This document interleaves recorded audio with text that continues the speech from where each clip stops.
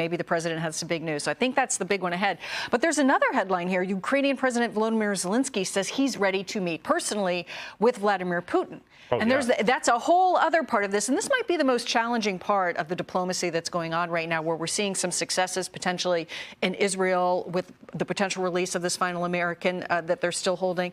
And in China, we're seeing the economic success. But the Ukraine and Russia challenge seems to still be one of the toughest ones. Maybe this is where Molly is. She's forcing me to change the subject to that very thing. China isn't the only adversary making news today. Russian President Vladimir Putin is proposing direct peace talks with Ukraine this week in Turkey to try to end the 3+ years of fighting. President Trump posted today on Truth Social urging Ukraine to agree to this meeting immediately to end the bloodbath, seemingly backing off his demands for a 30-day ceasefire before talks could start. But Ukrainian President Volodymyr Zelensky is doubling down on the calls for a ceasefire.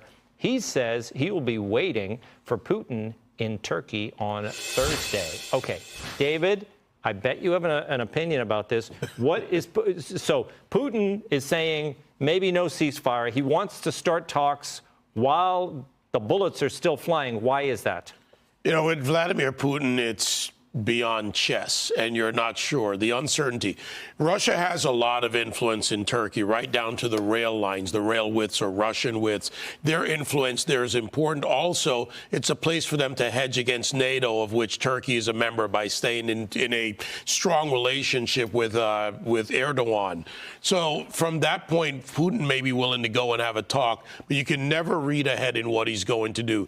Zelensky has his own problems internally in the Ukraine. One, he's got no infrastructure of any sort. You've got people who may return from the battlefield. There's not a medical infrastructure. There are a lot of other social services, a government that's fractured. And he's got his hard right flank that he has to figure a way to get out of this, stop the bloodshed if he wants to, and find a way to keep himself out of the sights of his hard right flank in the Ukraine. So going to Turkey, waiting for Putin, puts the onus on Putin, who's coming off his victory day and a good feeling in Russia, and might make it more, I don't know, palpable, maybe more easy to find an off-ramp, which the off-ramp's been off the table for a long time. Yeah, well, Lydia, we're certainly in better shape than we were when Zelensky was, having a tense meeting in the White House not long ago. That's right.